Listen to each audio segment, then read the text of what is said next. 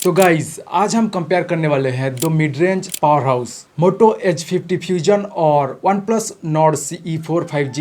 इन दोनों स्मार्टफोन्स को कंपेयर करके देखेंगे कि कौन से स्मार्टफोन्स में बेहतरीन फीचर्स है और कौन से स्मार्टफोन को आपको परचेस करना चाहिए। इसीलिए वीडियो को एंड तक जरूर देखना। सबसे पहले बात करते हैं डिजाइन और बिल्ड क्वालिटी से। अब दोस्तों डिजाइन एक सब्जेक्टिव चीज है, किसी को शायद मोटो की डिजाइन अच्छा लग सकता है यहाँ पर, तो किसी को ये OnePlus Nord CE 5G का। लेकिन हम बात करेंगे कि इन दोनों स्मार्टफोन्स का इन हैंड फील कैसा है और कौन सा स्मार्टफोन ज्यादा ड्यूरेबल है। तो बात करें यहाँ पर मोटो H50 फ्यूजन के बारे में, तो यहाँ पर हमें काफी स्लीक और प्रीमियम फील के साथ ग्लास बैक और साइड में एल्यूमिनियम फ्रेम के साथ डिजाइन देखने को मिल जाता है। इसीलिए ये हाथ में काफी रोबस्ट और काफी प्रीमियम फील आता है जब हम इसे यूज करने लगते हैं तो। और ठीक वहीं पर OnePlus Nord CE4 5G में हमें दोनों तरफ साइड में और बैक साइड में हमें प्लास्टिक बिल्ड क्वालिटी देखने को मिलता है। इसके ऊपर एक मार्बल का कोटिंग डिजाइन देखने को मिल जाता है और ये प्लास्टिक बिल्ड होने की वजह से काफी लाइटवेट भी है।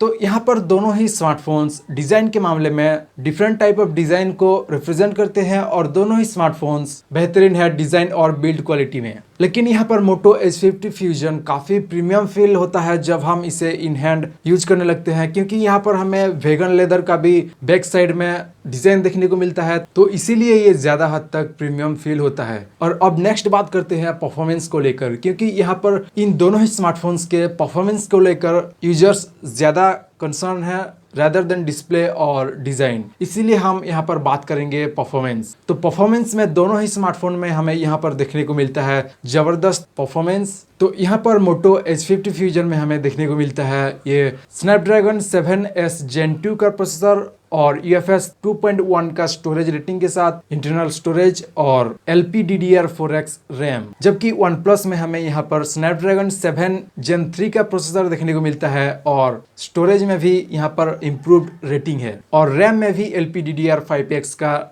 रैम है। तो रैम और इंटरनल स्टोरेज को अगर साइड में रखें तो यहाँ पर स्मार्टफोन्स का जो स्टोरेज रेटिंग होता है वो भी काफी इम्पैक्ट करता है स्मार्टफोन्स के परफॉर्मेंस को। जैसे कि अगर हम यहाँ पर कुछ फाइल ट्रांसफर करें तो यहाँ पर हमें मोटो H50 फ्यूजन में लो स्टोरेज रेटिंग होने की वजह से ये ज्यादा टाइम ले सकता है, लेकिन वहीं पर OnePlus Nord CE4 5G में हमें ये बहुत ही कम टाइम में हो जाएगा, क्योंकि यहाँ पर UFS 3.1 का स्टोरेज रेटिंग है। तो अगर आप भी एक स्मार्टफोन परचेस करते हो तो इस बात को ज्यादा कंसीडर करो कि स्मार्टफोन्स का इंटरनल स्टोरेज रेटिंग कितना है और रैम की रेटिंग क्या है, जैसे कि LPDDR4X है या फिर LPDDR5X। परफॉर्मेंस में काफी हद तक एज ले लेता है ये OnePlus Nord CE4। तो दोनों ही स्मार्टफोन में परफॉर्मेंस के मामले में काफी हद तक सेम फीचर्स है और स्पेसिफिकेशंस भी है, लेकिन जब इसे हम प्रैक्टिकल टेस्टिंग करें तो कुछ चीजों में यहाँ पर OnePlus आगे निकल जाता है, तो कुछ चीजों में यहाँ पर मोटो H50 फ्यूजन आगे निकल जाता है। तो ये काफी मिक्स्ड परफॉर्मेंस रहा है दोनों स्मार्टफोन्स का। लेकिन अगर हम ऑन पेपर कुछ स्पेसिफिकेशंस को देखें, जैसे कि OnePlus में हमें यहाँ पर स्टोरेज रेटिंग ज़्यादा है और रैम का रेटिंग ज़्यादा है और इसके साथ ही हमें स्नैपड्रैगन 7 Gen 3 का प्रोसेसर देखने को मिलता है, तो ये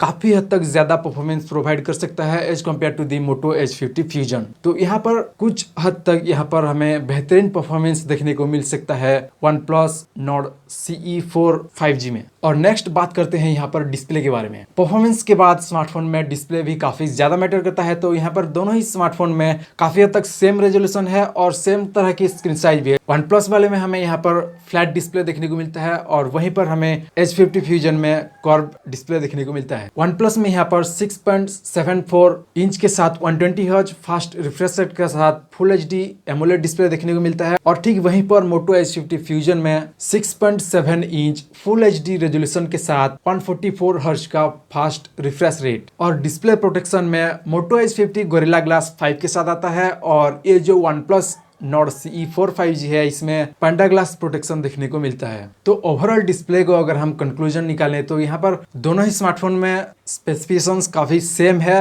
और दोनों ही स्मार्टफोन में रेजोल्यूशन भी सेम है, लेकिन OnePlus Nord CE4 5G में यहाँ पर 1100 निट्स का ब्राइटनेस है और वहीं पर मोटो H50 फ्यूजन में 1600 निट्स का ब्राइटनेस है। तो ये काफी हद तक डिफरेंस क्रिएट कर सकता है स्मार्टफोन की ब्राइटनेस में। अगर आप ज्यादा टाइम आउटडोर यूज करोगे तो डेफिनेटली H50 फ्यूजन में काफी कंफर्टेबल एक्सपीरियंस रह सकता है और ठीक वहीं पर यहाँ पर लो ब्राइटनेस होने की वजह से OnePlus में काफी हद तक दिक्कत आ सकती है। इसीलिए ब्राइटर डिस्प्ले अगर आपको चाहिए तो S50 फ्यूजन को कंसीडर कर सकते हो। नेक्स्ट अगर बैटरी सेगमेंट की बात करें तो दोनों ही स्मार्टफोन में काफी हद तक डिफरेंस है यहाँ पर बैटरी सेगमेंट में, क्योंकि OnePlus Nord CE4 5G में यहाँ पर 5500 mAh बैटरी के साथ 100 वाट का फास्ट चार्जर है, और ठीक वहीं पर Moto H50 फ्यूजन में 5000 mAh बैटरी के साथ 68 वाट का फास्ट चार्जिंग सपोर्ट है। तो काफी हद तक यहाँ पर बैटरी परफॉर्मेंस OnePlus में ज्यादा देखने को मिल सकता है as compare to the Moto H50 fusion. लेकिन इन दोनों स्मार्टफोन का रियल लाइफ टेस्टिंग या फिर यूजिंग डिफरेंट रह सकता है, क्योंकि यहाँ पर एक स्मार्टफोन में फास्ट रिफ्रेश रेट होने की वजह से ये काफी हद तक बैटरी को सेव भी कर सकता है, और ठीक वहीं पर OnePlus में रिफ्रेश रेट कम होने की वजह से और स्क्रीन साइज ज्यादा होने की वजह से बैटरी बैकअप उतना ज्यादा प्रोवाइड ना कर पाए। लेकिन हाँ, यहाँ पर एज डेफिनेटली मिल सकता है OnePlus Nord CE4 5G को, क्योंकि यहाँ पर 100 वाट का फास्ट चार्जिंग सपोर्ट देखने को मिलता है। इसीलिए आपको बैटरी बैकअप से ज्यादा फास्ट चार्जिंग की जरूरत है तो आप यहाँ पर OnePlus Nord CE4 को कंसीडर कर सकते हो। नेक्स्ट अगर बात करें सॉफ्टवेयर सेगमेंट के बारे में, तो हमें ऑलरेडी पता ही है कि OnePlus के स्मार्टफोन्स काफ़ी बेहतरीन रहते हैं सॉफ्टवेयर के मामले में, और ठीक वहीं पर मोटो के जो भी स्मार्टफोन्स अब आ रहे हैं वो भी काफ़ी ज़बरदस्त हैं सॉफ्टवेयर को लेकर, क्योंकि यहाँ पर हमें स्टॉक एंड्रॉयड एक्सपीरियंस देखने को मिलता है। लेकिन यहाँ पर काफ़ी हद तक एज ले सकता है ये OnePlus, क्योंकि OnePlus में फ्रीक्वेंटली सॉफ्टवेयर अपडेट्स देखने को मिलते हैं और सिक्योरिटी अपडेट्स वगैरह भी काफ़ी जल्दी रिलीज होते हैं। लेकिन मोटो के स्मार्टफोन्स में काफ़ी इंटरवल के बाद एक सॉफ्टवेयर अपडेट आता है, और नया एंड्रॉयड भी काफ़ी टाइम के बाद यहाँ पर देखने को मिलता है। इसीलिए ये सॉफ्टवेयर के मामले में काफ़ी हद तक लैग भी कर सकता है। Moto H50 फ्यूजन में हमें ओवरऑल स्टॉक एंड्रॉयड एक्सपीरियंस काफ़ी बेहतरीन देखने को मिल सकता है। कैमरा सेगमेंट की अगर बात करें तो यहाँ पर Motorola H50 में हमें 50 मेगापिक्सल का मेन सेंसर और 13 मेगापिक्सल का सेकेंडरी सेंसर के साथ ये स्मार्टफोन कैमरा सेटअप देखने को मिलता है। लेकिन वहीं पर OnePlus में 50+8 मेगापिक्सल का सेटअप देखने को मिलता है। रियल लाइफ कैमरा एक्सपीरियंस की अगर बात करें तो यहाँ पर ये जो Motorola है ये काफी हद तक कलर को बूस्ट करने की ट्राई करता है, और ये OnePlus में ये काफी हद तक नेचुरल कलर प्रोड्यूस करता है इसी स्मार्टफोन का कैमरा। तो यहाँ पर Moto H50 फ्यूजन में ज्यादा मेगापिक्सल काउंट होने की वजह से हमें यहाँ पर बेहतरीन डिटेल्स देखने को मिल सकता है अगर हम आउटडोर फोटोशूट करें या फिर फोटोग्राफी करें तो। और वीडियो की अगर बात करें तो दोनों ही स्मार्टफोन में 4K रिकॉर्डिंग के साथ यहाँ पर दोनों ही स्मार्टफोन में 4K रिकॉर्डिंग का ऑप्शन दिया गया है। तो आखिर आपको कौन से स्मार्टफोन को परचेस करना चाहिए या फिर कौन से स्मार्टफोन को चूज करना चाहिए? अगर आपको प्रीमियम स्मार्टफोन एक्सपीरियंस चाहिए, स्टॉक एंड्रॉयड एक्सपीरियंस चाहिए और ज्यादा मेगापिक्सल का कैमरा मैटर करता है तो आप चूज कर सकते हो Moto H50 फ्यूजन को। लेकिन वहीं पर परफॉर्मेंस ज्यादा मैटर करता है और सॉफ्टवेयर अपडेट्स ज्यादा मैटर करता है तो आप चूज कर सकते हो OnePlus Nord CE4 5G को।